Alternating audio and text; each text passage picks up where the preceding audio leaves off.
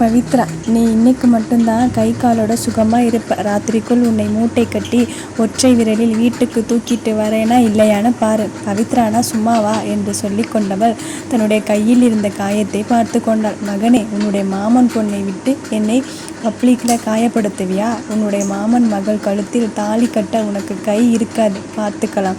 இன்னைக்கு நீயா நானானு? Driver madam, என்னிடம் ஏதாவது சொன்னீர்களா? பவித்ரா இல்லை என்று சொல்லிவிட்டு தன்னுடைய ஃபோனை எடுத்து அணுவிற்கு அடிக்க அவள் ஃபோன் எடுக்கவில்லை. அணுவோ இரவெல்லாம் தூங்காமல் ஃபோனை தலையணுக்கு அடியில் வைத்து கொண்டு தூங்கிக் கொண்டிருந்தாள். பவித்ரா சதீஷுக்கு ஃபோன் அடித்தாள். சதீஷ், ஹலோ.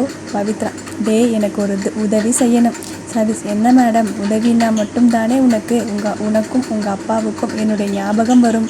பவித்ரா, அதிகம் பேசின அப்புறம் உனக்கும் கை காலை ஆஞ்சு விட்டுடுவேன். சதீஷ், கை காலோடு இருந்தாலே அவ என்னை மதிக்க மாட்டா. பவித்ரா, யாரு? சதீஷ், அது யாரா இருந்தா உனக்கு என்ன வேணும்? பவித்ரா, கொஞ்சம் தடி பசங்க வேணும். நான் சொல்லும் ஆளை அடிக்கணும்.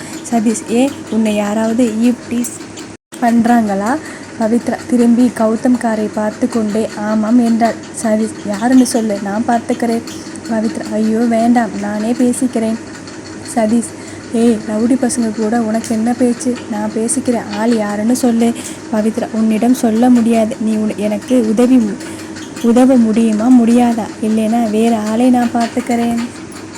சதீஷ் மனதுக்குள் இவள் லூசு மாதிரி ஏதாவது செய்துட்டானா என்ன செய்வது என்று நினைத்து தன்னுடைய காலேஜ் ஃப்ரெண்ட் ஒருத்தனிடம் கோர்த்து விட்டு விடலாம் என்று நினைத்து கொண்டு நம்பர் அனுப்புகிறேன், பேசிப்பாரு. பணத்தை கலந்துடுவானுங்க, பார்த்து நடந்துக்கோ. அவனுங்க ஏதாவது ஓவராக பண்ணினா என்னிடம் சொல்லு. பவித்ரா சரி என்று ஃபோனை வைத்ததும் சதீஷ் அவசரமாக தன்னுடைய ஃப்ரெண்டுக்கு ஃபோன் செய்து தகவல் சொல்லிவிட்டு சிறிது நேரத்தில் பவித்ரா ஃபோனுக்கு அவன் நம்பரை அனுப்பினான். அந்த ஃபோன் நம்பர் எடுத்து டயல் செய்தால் அந்த பக்கம் ஒரு கண்ணீர் ஆண் குரல் கேட்டது. யாரு? பவித்ரா, நான் யாருன்னு உங்களுக்கு தெரிய வேண்டாம். எனக்கு ஒரு உதவி செய்யணும். ஓ, சதீஷ் சார் சொன்ன ஆளா? ஆள் யாருன்னு இந்த நம்பருக்கு வாட்ஸ்அப்பில் ஃபோட்டோ அனுப்புங்க.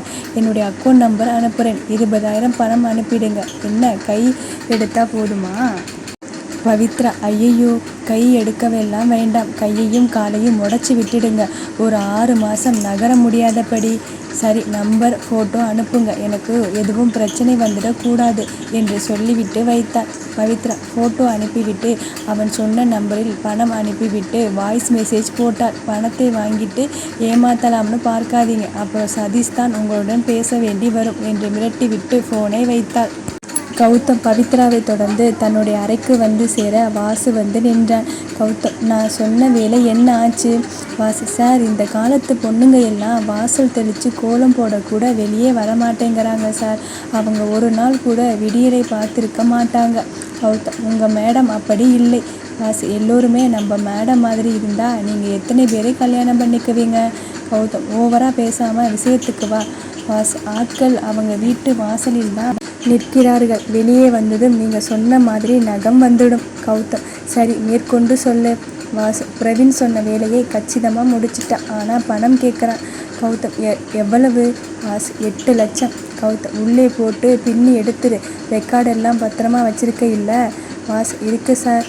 கௌதம், என்னுடைய மாமனாரின் மாமா என்ன சொல்லறார்? வாசு, முதல் லாட் அனுப்பிட்டார். மக்களிடம் நல்ல வரவேற்பு இருக்குது சார். மனுஷன் வார்த்தையை காப்பாற்ற நிற்கிறார். கொஞ்சம் விரைப்பானவர் தான், ஆனாலும் தங்களுடைய பொருட்களையும் மக்கள் விரும்பி வாங்குவதை பார்த்து சந்தோஷப்படுறார். கௌதம், மாவுமில். வாசு, முதல் கட்டமாக சரக்கை வெளியே அனுப்ப தடை விதிச்சிட்டாங்க. தயாராக இருக்கும் சரக்கெல்லாம் இன்ஸ்பெக்ஷன் செய்துட்டு இருக்காங்க. கௌதம், கண்ணன் என்ன சொல்கிறார்? வாசு, வீட்டை விட்டு வெளியே வரவே இல்லை. கௌதம், பொண்ணை மட்டும் வெளியே சுத்த விட்டு இருக்கார். வாசு, பிரவீன் ஸ்ரீதேவியின் அப்பாவை இந்த பிரச்சனையிலிருந்து விடுவிப்பதாக தான் அவளை தன்னுடைய வலையில் விழ வச்சிருக்கான்.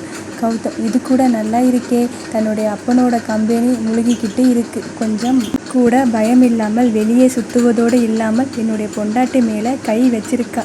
இன்னுமா நகம் கிடைக்கலை?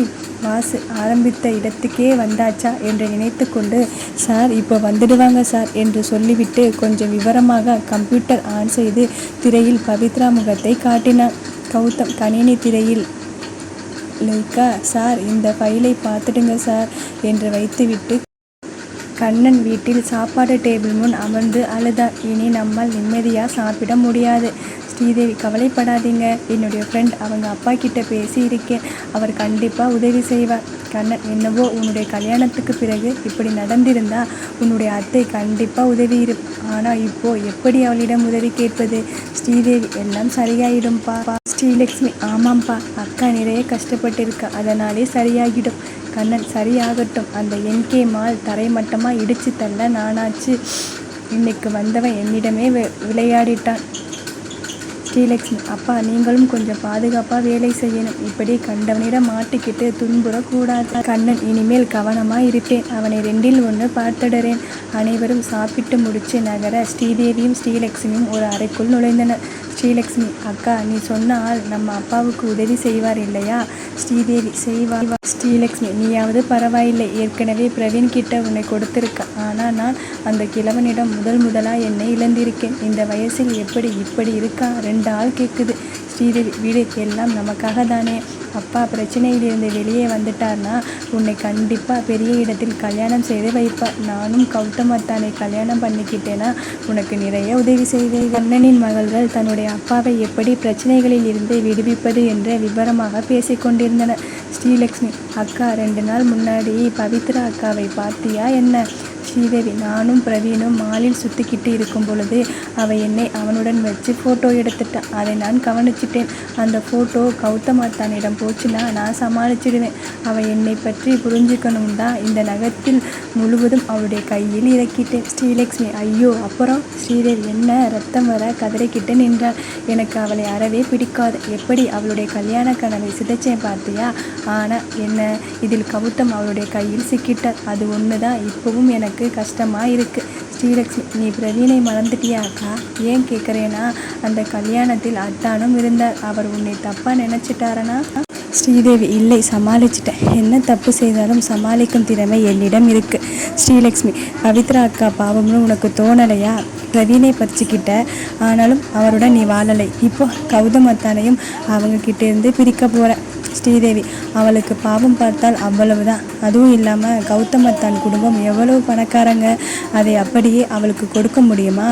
நம்ம அப்பாவும் அவளுடைய அப்பாவும் ஒட்டுக்க படித்தாங்க, ஆனால் அவங்க குடும்பம் பெரிய பணக்கார குடும்பம். நம்ம குடும்பமும் ஓரளவுக்கு பணக்காரங்க தான், ஆனால் அவங்களை விட கம்மி தானே.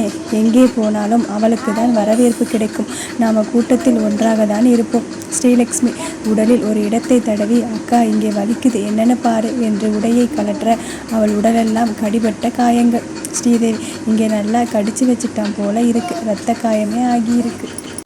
ஸ்ரீலக்ஷ்மி அந்த கிழவன் ஒரு ரோப். ஸ்ரீதேவி விடு, ஒரு முறை தானே, எனக்கும் ரொம்ப உடம்பு வலிக்குது, அமைதியாக தூங்க வேண்டியதுதான். 12 மணி. வாசுதே கௌதம் தொல்லை தாங்காமல் ஸ்ரீதேவி வீட்டு வாசலில் சென்று விட்டார். அவர்கள் வெளியே வருவதற்கு உண்டான தடயமே இல்லாமல் பிரவீனுக்கு ஃபோன் செய்தார். டேய் பிரவீன், இப்போ ஸ்ரீதேவியை வெளியே வர சொல்லி கூப்பிடு. பிரவீன் எதுக்கு சார்? வாசு பணம் வேணுமா வேண்டாமா? பிரவீன் சரி, நான் வர சொல்லுறேன் என்று ஃபோனை வைத்துவிட்டு ஸ்ரீதேவிக்கு ஃபோன் செய்தார். ஸ்ரீதேவி ஃபோனை எடுத்துக்கொண்டு தனியாக வந்து பேசினார். சொல்லு பிரவீன், எங்கள் அப்பா மறுபடியும் திறப்பது பற்றி அவர் பேசினாரா? எல்லாம் ஓகே தானே? என்னை விடு, என்னுடைய தங்கச்சியின் தியாகம் வீணாக போயிடக்கூடாது. அது விஷயமா பேசதான் நான் இப்போ கூப்பிட்டேன். அவர் மறுபடியும் உன்னை கூப்பிட்டார். ஸ்ரீதேவி பிரவீன் என்னால் முடியாது பிரவீன், இப்போ என்னுடைய அத்தை பையனை கல்யாணம் பண்ணிக்க சொல்லி வீட்டில் வற்புறுத்துறாங்க. இந்த நேரத்தில் வெளியே ஒருத்தரை போய் பார்த்தால் தப்பாகிடும். பிரவீன் ஏற்கனவே ஒரு முறை நடந்தது தானே, இன்னொரு முறை நடந்தால் தப்பில்லை. ஸ்ரீதேவி பிரவீன் வேண்டாம் ப்ளீஸ், என்னை வற்புறுத்தாதே. பிரவீன் ஸ்ரீ, நீ எனக்காக எதுவும் செய்யலை, உனக்காகவும் உன்னுடைய குடும்பத்துக்காகவும் தான் நீ வேலை செய்கிற. யோசிச்சு பாரு, நீ என்னை கல்யாணம் பண்ணிக்க மாட்டேன்னு சொன்ன, நான் எதுவும் சொல்லலை, சரின்னு ஏற்றுக்கிட்டேன். என்னுடைய குழந்தையை கர்ப்பமாக இருந்த கலைச்சிட்டேன், அதுக்கும் விட்டுட்டேன். இவ்வளவு நீ எனக்கு செய்த பிறகும் கூட உங்கள் அப்பாவிற்கு ஒரு பிரச்சனை உடனே உனக்கு உதவி செய்ய எனக்கு தெரிஞ்சவர் மூலமாக ஏற்பாடு செய்தேன். ஆனாலும் என்னுடைய நல்ல எண்ணங்களை நீ புரிஞ்சிக்கவே இல்லை இல்லையா? ஸ்ரீதேவி பிரவீன் உன்னுடன் இருந்தேன், உன்னை கல்யாணம் செய்திக்க தயாராக இருந்தேன். ஆனால் நீ என்ன சொன்ன? கருவை கலைச்சிடு, நாம் இப்போ இருக்கும் நிலையில் நமக்கு குழந்தை வேண்டாம்னு சொன்ன. நீ சொன்னேன்னு கலைச்சிட்டேன். கல்யாணத்தை பற்றி கேட்கும் பொழுது கூட நீ என்ன சொன்ன? நான் இன்னும் நல்லா நிறைய சம்பாதிக்கணும், அப்புறம்தான் கல்யாணம் செய்துக்க முடியும்னு சொன்னேன். அதையும் ஏற்றுக்கிட்டேன். அப்புறம் பவித்ராவிடம் என்னமோ கலாட்டா செய்து போலீஸ் ஸ்டேஷனில் இருந்த. பிரவீன் ஆமாம், எல்லாம் சொன்னேன் தான். ஆனால் இப்போ நான் தனியாக தவிச்சிட்டு இருக்கேன். நீ வேறு கல்யாணம் பண்ணிக்க போகிற. என்னை பற்றி யோசிச்சியா? ஸ்ரீதேவி, உன்னை பற்றி நான் என்ன யோசிக்க முடியும்? எங்கள் வீட்டில் எல்லோரும் சேர்ந்து கௌதம் அத்தானுக்கு கல்யாணம் செய்து வைக்க முடிவு செய்துட்டாங்க. இதில் எதுவும் என்னுடைய தப்பில்லை. நீ தான் எல்லா முடிவும் எடுத்த. உன்னுடைய விருப்பத்துக்கு ஏற்றபடி நான் நடந்துக்கிட்டேன், அவ்வளவுதான். பிரவீன், உன்னுடைய இஷ்டம். நான் வற்புறுத்த மாட்டேன். உங்கள் அப்பா கம்பெனி சீல் வச்சா என்ன? நீங்கள் எப்படி இருந்தால் எனக்கு என்ன? நான் வச்சிடுறேன். அவரிடம் நீ வரமாட்டேன்னு சொல்லிடுறேன் என்று ஃபோனை வைக்க போனவனை அழைத்தார். பிரவீன், ப்ளீஸ், நாங்கள் ரொம்ப இக்கட்டில் இருக்கோம். பிரவீன், ஸ்ரீ, நீ பழசையெல்லாம் பேசாதே. உங்கள் அப்பா கம்பெனி பிரச்சனையில் இருக்குன்னு என்னை தேடி வந்தது நீ. என்னுடைய ஃப்ரெண்டு மூலமாக உதவி செய்ய சொன்னது நீ. நம்ம காதலை நான் துறக்கணும்னா அது கூலியாக ஒரு முறை நான் உன்னை எடுத்துக்கிட்டேன். என்னுடைய ஃப்ரெண்ட் உணவு கட்டுப்பாட்டுத்துறை அதிகாரியாக இருக்கான். அவனுக்கு உன்னுடைய தேவை இருந்தது. அவன் ஒரு முறை உன்னை எடுத்துக்கிட்டான். அடுத்து அவனுடைய சீனியர் உன்னை விரும்பினார். அதுக்கும் நீ ஒத்துக்கிட்ட. எந்த இடத்திலும் நான் உன்னை வற்புறுத்தவில்லை. எல்லாமே உன்னுடைய சாய்ஸ் தான். ஸ்ரீதேவி தான் வசமாக மாட்டிக்கொண்டதை நினைத்து அமைதியாக இருந்தாள். பிரவீன், ஆனால் இந்த முறை எனக்கு எதுவும் வேண்டாம். அவருக்கு உன்னை பிடிச்சிருக்கு. அவர் இன்னொரு முறை நீ வேணும்னு சொல்லறார். உங்கள் அப்பா பிரச்சனையை விட்டு விடுவிக்கிறேன்னு சொல்லிட்டு சத்தியம் செய்கிறார். உங்களுக்குள் நல்ல பாதுகாப்பு பண்ணிக்கிட்டு ஒரு 2 மணி நேரம் இருந்துட்டு வந்துடு.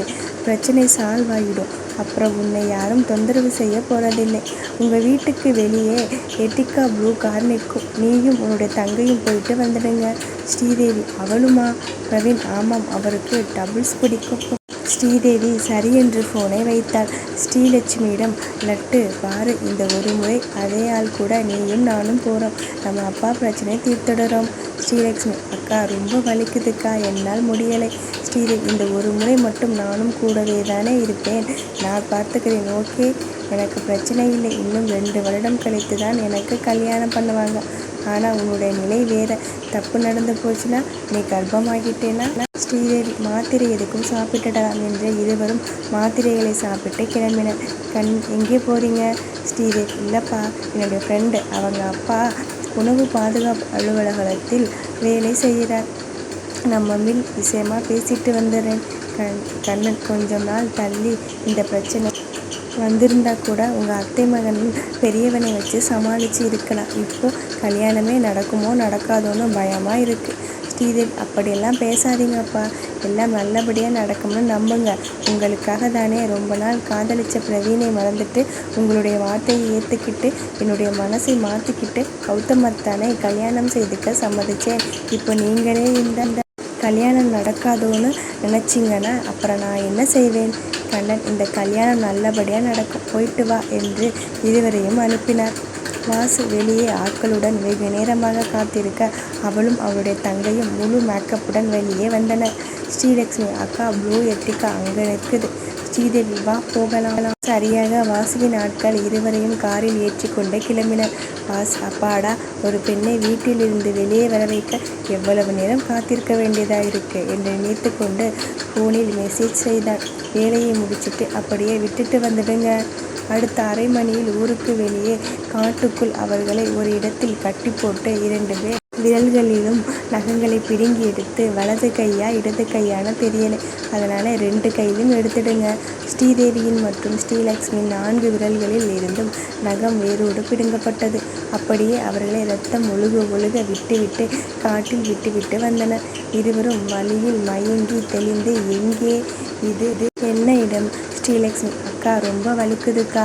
ஸ்ரீதேவி, கொஞ்சம் பொறுத்துக்கோ, எப்படியாவது மெயின் ரோட்டை நெருங்கிட்டா ஹாஸ்பிட்டல் போயிடலாம் என்று தன்னுடைய ஃபோனை எடுத்து பார்க்க டவர் இல்லாமல் இருந்தது. ஏதோ ஒரு பக்கம் என்று நடக்க ஆரம்பித்தனர். ரத்தம் இழந்தது. வலியெல்லாம் சேர்ந்து அவர்களுக்கு மயக்கம் வந்தது. ஆனாலும் தடுமாறிக்கொண்டு நடக்க ஒரு இடத்தில் டவர் கிடைக்க கை வலியுடன் டயல் செய்து தன்னுடைய அப்பாவை அழைத்தனர். அப்படியே லைவ் லொக்கேஷன் போட்டுவிட்டு அங்கேயே அமர்ந்து கொண்டனர். சரியாக 1 மணி நேரத்தில் கண்ணன் வந்து அவர்களை அழைத்து சென்றார். கண்ணன், என்னாச்சுமா? இப்படி உன்னுடைய ஃப்ரெண்டோட அப்பாவை தானே பார்க்க போகிறேன்னு சொன்ன? ஸ்ரீலட்சுமி, அப்பா முதல்ல எங்களை ஹாஸ்பிட்டல் கூட்டிகிட்டு போங்க, வலி தாங்க முடியலை. கண்ணன், ஓகே, கொஞ்சம் பொறுத்துக்கோங்க, ஹாஸ்பிட்டல் போயிடலாம் என்று காரை இயக்கினார். சதீஷ் கௌதம் அறையில் விழுந்து சிரித்து கொண்டிருந்தார். கௌதம், போதும்டா, சதீஷ், எந்த ஊரிலாவது நடக்குமா இது? பொண்டாட்டி புருஷனை ஆள் வச்சு அடிப்பதே. கௌதம், டேய், ஓவரா ஓட்டாதே. சதீஷ், அவளை அப்படி என்ன செய்வே? கௌதம், நான் எங்கே செய்தேன்? எல்லாம் நம்ம மாமனார் செய்த வேலைதான். வீடியோ அனுப்பிட்ட. சதீஷ் மேலும் சிரித்தான். அவள் என்னிடம் கேட்காமல் வேற யாரிடமாவது உதவி கேட்டிருந்தா என்ன ஆகியிருக்கும்? கௌதம், கை கால் உடஞ்சி படுத்திருப்பேன். சதீஷ், நல்ல வேலை என்னுடைய ஃப்ரெண்டு நம்பரை கொடுத்தேன். அவளை டீசிங் பண்ணினவன் எவன்னு பார்த்தா நான் இறங்கலாம்னு நினச்சேன். ஆனால் உன்னை அடிக்க அவளுக்கே தெரியாமல் என்னை செட் பண்ணி இருக்க பாத்தியா? ஆனால் உன்னை ஒன்றும் பண்ண மாட்டேன், விளைச்சிப்போ. கௌதம் கடுப்பாகி போனார். இவனை எல்லாம் இப்படி பேச விட்டுட்டியே பவித்ரா, உன்னை என்ன பண்ணுறேன்னு பாரடி என்று மனதுக்குள் நினைத்து கொண்டு சதீஷை எட்டி உதைத்தாள். சதீஷ் தள்ளி விழுந்தவன் எழுந்து நின்று, என்ன ஒத்தைக்கு ஒத்தை பார்த்துக்கலாமா? கௌதம் அவனை தூக்கி கட்டிலில் எறிந்தான். டேய், இதெல்லாம் பொண்டாட்டிக்கிட்ட வச்சுக்கோ. நிஜமாவே நினச்சி கூட பார்க்க முடியலை. உன்மேல் அவ்வளவு கோபமாடா அவளுக்கு? கௌதம், நீ அடங்க மாட்டே இரு என்று நலனுக்கு ஃபோன் செய்து, டேய், இங்கே ஒரு சர்வர் இருக்கா. சதீஷ் கௌதம் போனை பிடுங்கி, நீங்கள் டயல் செய்த எண் தவறானது என்று கட் செய்தான். கௌதம் சிரித்தான். என்னப்பா, முதலாளியை பார்த்து ரொம்ப பயம் போல இருக்கு. சதீஷ், ஒருவேளை சாப்பாட்டை கொடுத்து 3 மணி நேரம் ஒவ்வொரு டேபிளுக்கா ஓட விட்டுடுவான். கௌதம் ஃபோன் ஒலித்தது. அதில் நலன் பெயரை பார்த்ததும் கௌதம் சிரித்து கொண்டே ஃபோனை ஸ்பீக்கர் போட்டான். அந்த பக்கம் கடுகடு குரல் ஒலித்தது. என்னடா, உங்களை மாதிரி வேலை வெட்டி இல்லாதவன்னு நினச்சிட்டியா? எப்படிடா, வக்கீலுக்கு அறிவே இல்லை. நீங்கள் ஃபோனை போட்டுட்டு நீங்கள் டயல் செய்த எண் தவறானதுன்னு சொல்லிக்கிட்டு இருக்கான். அவனை நம்பி மக்கள் எப்படிடா கேஸை கொடுப்பாங்க? எங்கே அவன்? சதீஷ், பாஸ். நலன், மூடிட்டு மத்தியானம் சோத்தை தின்னுட்டு வேலையை பார்த்துட்டு போங்க. இல்லைன்னு வை, 2 பேருக்கும் விஷம் வச்சிடுவேன். சதீஷ், வரேன் பாஸ் என்று ஃபோனை கட் செய்துவிட்டு கௌதம் கையை பிடித்து இழுத்து கொண்டு சென்றார். கௌதம், டேய், எனக்கு வேலை இருக்குடா, என்னை ஏன் பிடிச்சி இழுத்துக்கிட்டு இருக்க? சதீஷ், உனக்கும் கூட விஷம் வச்சிடுவேன்னு சொன்னான். வா போகலாம். நம்ம மேலே இருக்கும் கோபத்தில் விஷம் வச்சு வேற யாராவது சாப்பிட்டா அவனுடைய ஹோட்டலை யார் காப்பாத்துறது?